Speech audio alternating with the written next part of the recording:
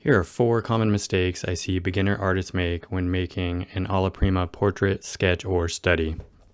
First one I see very commonly is beginners will rush way too much. We often come from sort of these quick drawing, like gesture drawing, figure drawing classes where, we often spend no more than 20 minutes on a drawing. And it's a great way for beginners to get to sort of loosen up and not be too precious with their decision making and too precious with their materials and all that.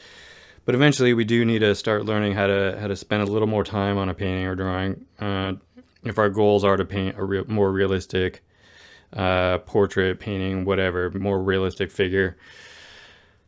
So we need to learn how to slow down, and it can take some time. It takes a little bit of time it took time for me. As a specific example, I went to those figure drawing groups for, a good 6 months or something before I even really started trying to paint.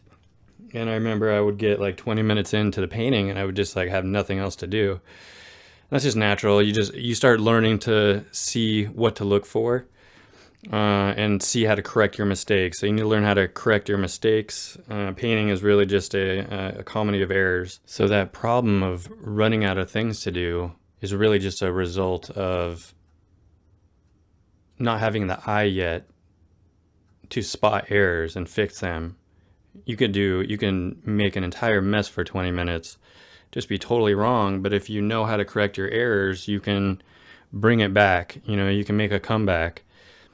So a couple of tools I like to use to help me spot my mistakes so I can fix them. First thing would be a little hand mirror. So I can look at my painting in reverse. Sometimes the painting and the model or the reference in reverse as well. But I tend to look at it more, I tend to look in reverse at my painting more because it just helps you spot any of the mistakes, like you're looking at it with somebody else's eyes. Another tool that I'm sure all of you have heard about, which just helps so much, is squinting. Squinting down helps us to see the very distinct separation between light and shadow. Helps us simplify to not see so many things in the shadow. One of the most common errors we make as beginners is to overcomplicate the shadows, put too much detail in the shadows. We end up with that sort of like photographic look that can look, if you don't want to paint like a photograph, then you don't want to put too many values in the shadows. And the same is true in the lights to a slightly lesser extent. We can get away with a few more values in the lights, but we still want to keep them relatively compressed, close together, to get the strongest feeling of realism. Another tool you can use, I don't use it as much, but you can take a photo of your painting with your iPhone. Do be cautious though if you're having a bad time or if you're feeling bad about yourself and you're feeling bad about your painting. I kind of advise against doing that because the iPhone doesn't take a very good picture of paintings. It's terrible at taking pictures of paintings. And not only will it show your work in a new light, but it'll also make it look much worse. And it can be very sort of disheartening. So just be careful with that one. Now, another really common issue, difficulty, mistake I see beginners run into with Alla Prima portrait painting is having difficulties or having problems with paint consistency, thickness, thinness. The first thing I can kind of recommend for that is to really avoid putting too much medium in your paint, if any medium at all. I have in this example here, there's almost no medium happening at all. I have like a little bit of walnut oil gel on my palette there in case I need to soften a paint up a little bit. But aside from that, you really just don't need extra medium, particularly in those lower layers, and particularly medium that is high in solvent or has any solvent at all. So any of like the typical artist mediums that you find that have solvent, devoured varnish, and like a stand oil or something like that, They can help in terms of the Damar varnish will eventually start getting tacky kind of quickly, but you have to wait for that solvent to evaporate. And if you're indoors, it's not great to be just inhaling all that solvent that's evaporating into your environment. It's not quite as much of a problem if you just put a little bit of oil in your earlier layers to help it smooth around, kind of squish around a little bit better. But if you can see what I did in this sketch here was I was adding white to my earlier paint mixtures, so that the contrast wasn't very high from that and the tone canvas that I'm using, the tone panel that I'm using. So it's almost like using very light lines when drawing with graphite or whatever. So those first drawing lines I made were kind of near a mid-tone, and they were very light, and I didn't have to add medium to work kind of light first, you know. Which brings me to a second sort of related thing that I like to do is always work on or at least I always work on a dry toned canvas. So in this case, or panel, I always call it canvas, but I almost always work on panel. In this case, it is an acrylic gesso primed panel that I've toned with some heavy body acrylic paint, so like raw umber paint. So I've toned it with a little bit of raw umber to make that nice gray color. I do this because it makes the painting go much more smoothly, because I'm not fighting the white of the canvas constantly.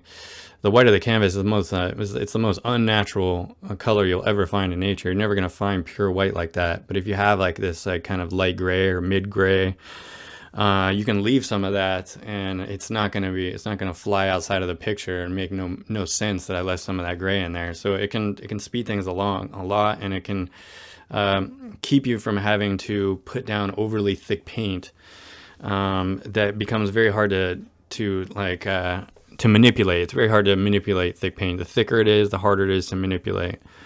So just like we would with a more indirect or longer term painting, it's super useful to work with very thin paint first. And when I say thin paint, like I was saying earlier, I don't mean thin with medium or thinner or solvent. I just mean mechanically thin, like we scrubbed it on.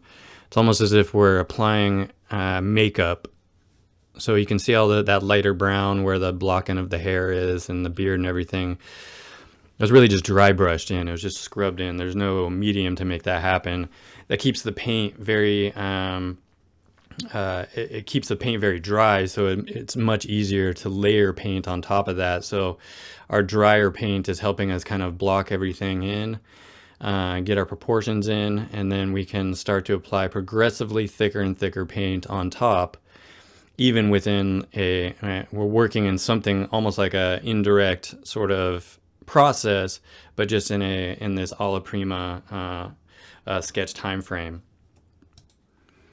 And this really helps, it really helps like in that impasto brushwork in the forehead and on the cheek on the left there. I really need to know where I'm gonna put those marks down. If I'm gonna put down really thick paint like that, I really need to know where I'm putting it. If I'm just slapping it around, like I said earlier, it's very difficult to control thick, sloppy paint. There's not a lot you can do with it other than scraping it off. Or you can, like it's a little more advanced, but you can mix the colors on the painting. But in a quicker time frame like this, I prefer to try to get it right the first time, and knowing where to put that big impasto, that thicker paint. By having a very thin and dry underpainting or under sketch makes all the difference. Now the next really, really common mistake I see beginners make is not putting enough paint out on the palette. You can see on my palette there's an almost sarcastic amount of paint on the palette. There's way more kind of pre-mixture and way more of a pile of paint in the middle of the palette there than the size of the portrait I'm making. This is going to aid us so much if we want to have that big, thick, kind of loose, kind of juicy, I don't really like that word, I don't know why, but that juicy brushwork. It helps so much to have, you want a lot of paint on your palette if you want a lot of paint on your painting. If we're struggling with these really thin mixtures, we're trying to like scoop it up or use our palette knife to kind of make it thick again. It's just taking us out of the moment. And that context switching can be very draining. It can take away a lot of our mental energy. And when painting quickly like this, for a sketch like this, it can be very energy hungry. We can be exhausted at the end of it. I know I am often when I'm painting kind of rapidly like this. So having plenty of paint out ready, mixed. I don't have to be stingy. I'm generally a kind of a stingy person, so I have to put even more paint out than the average person probably would, so that I don't get too fussy and I don't get too like, oh, I'm worried about wasting paint. You know, like if you're worried about wasting paint, then you absolutely use cheaper paint. 100% use cheaper paint. To go down in price until you can put a crap ton of paint on the palette, on your palette. It's gonna serve you so well. All the old books, all the old painters talk about this, like Harold Speed and Solomon J. Solomon in their books. They talk about having enough paint on the palette. Don't waste your paint, or don't be worried about wasting your paint. It's just it's a really bad habit to get into. And the final mistake I see beginners make is taking this way too seriously, not giving themselves a break. This is not an easy thing to do. We gotta lower the bar of our standards a bit here.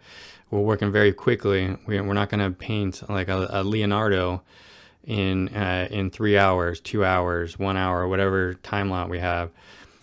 I myself see Alla Prima sketching as a means to an end, not necessarily a way to make art. So I use it to practice and to as like a playground for extracting different ways of applying brushwork and getting more energy in my brushwork that I can apply to my longer periods of paint. But I'm not too worried about the outcome. It's about kind of having fun and just like trusting the process and rolling with it. So don't beat yourself up too much. It's not productive, and just have fun with it. Just get wild. Do 50 of these. After you've done 50, then you can start complaining. And that's it for this video. If you like this video, make sure to like and subscribe, and also ask any questions in the comments you may have, so I can try to answer them in future videos. And also any recommendations you have for what you would like to see, what kind of topics you'd like me to cover. Otherwise, have a great day.